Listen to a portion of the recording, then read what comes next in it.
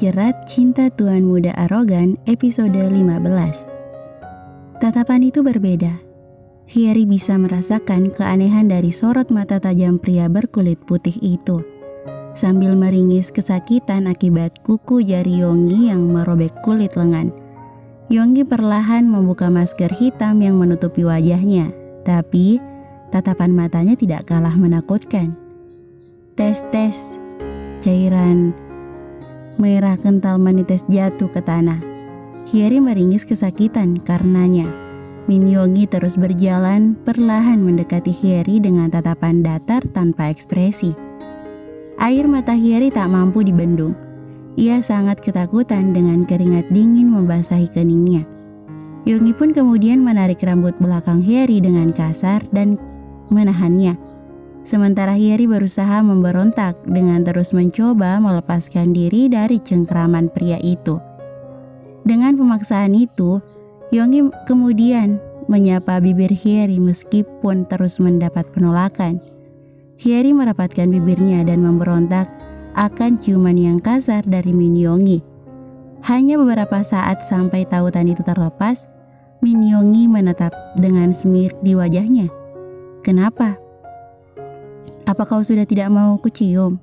tanya Yonggi mengintimidasi Hyeri. "Yonggi, kau menyakitiku," lirih Hyeri yang merasa sudah tidak tahan dengan cengkraman kuku tajam Yonggi di lengannya. Sakit," rintihnya. Mendengar hal itu, Yonggi pun menyingkirkan jarinya dan menghidap darah yang mengalir dari lengan Hyeri.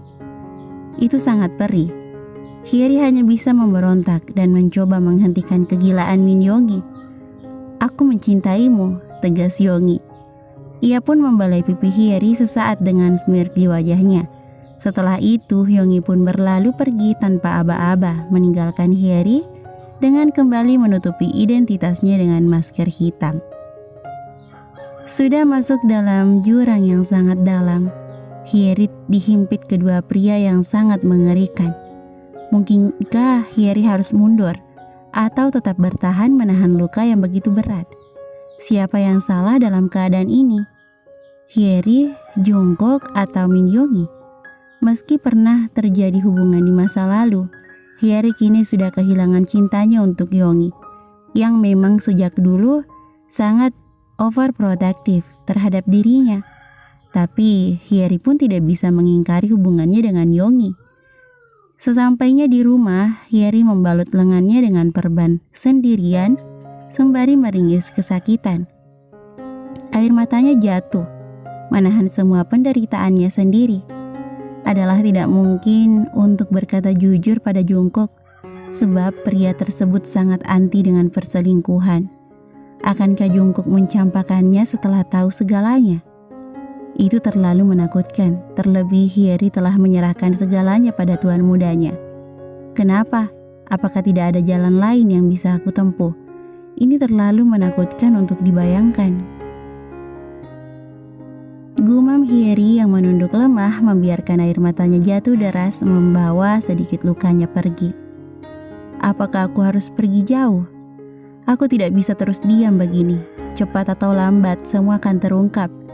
Dan disitulah aku bisa melihat kemarahan dua pria yang dirasuki iblis secara bersamaan.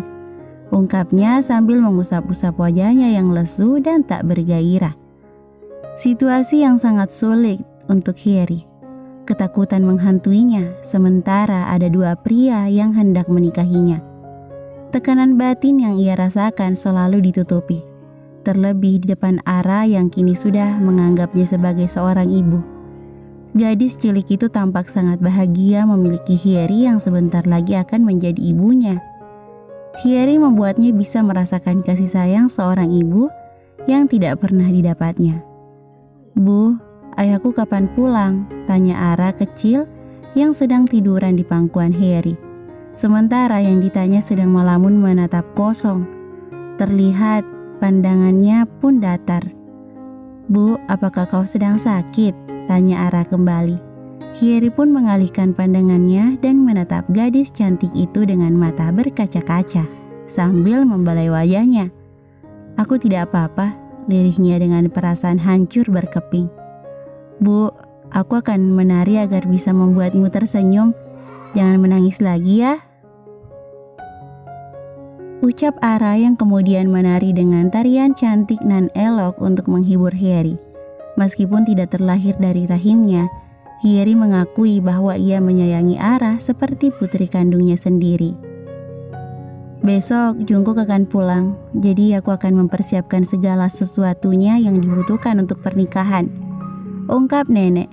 Dia adalah satu-satunya orang yang mendukung keputusan Jungkook. Berbeda halnya dengan Tuan Jeon yang selalu menatap sinis dan bicara menyindir. Pasti kau senang kan? Sebentar lagi bisa menjadi menantu keluarga Jeon. Sindir ayah Jungkook. Mendengar hal itu, Hyeri hanya menunduk diam.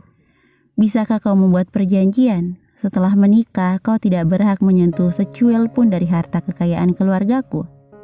Kasarnya adalah, jika kau dicampakkan anakku, maka kau siap angkat kaki dari rumah ini dengan hanya membawa baju yang kau pakai. Bersediakah? Tanya ayah Jungkook dengan tatapan sinis. Aku menikah dengan putra Anda bukan karena harta, tegas Hyeri. Karena apa? Atau karena putraku sudah menidurimu? Dia sebelumnya sudah meniduri banyak wanita, dan setelah bosan dicampakkan, mungkin setelah itu adalah giliranmu, ungkap ayah Jungkook. Tentu tekanan batin Hyeri semakin bertambah. Ia sudah dirundung ketakutan karena masalah Yonggi, dan kini pun ia dalam bayang-bayang dicampakkan Jungkook jika sampai semua terungkap. Apa yang harus kulakukan? Gumam Hyeri sambil berjalan mondar-mandir di kamar Jungkook. Besok Tuan Muda akan kembali, dan aku sangat takut sekarang, lanjutnya. Semalaman penuh Hyeri tidak tidur. Ia benar-benar stres memikirkan masalah ini. Pikirannya pun kosong di mata Hyeri melihat ke arah luar jendela kamarnya.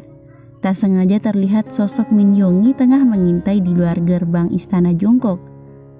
Seperti dugaan Hyeri, jika Yonggi pasti sudah tahu semuanya. Pria itu bahkan sudah berani untuk mengintai rumah megah itu untuk mengawasi Hyeri. Ini benar-benar gila. Hyeri benar-benar dalam keadaan tertekan.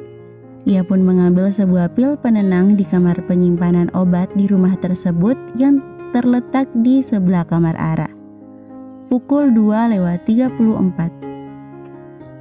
Hyeri menuju ruangan sendirian.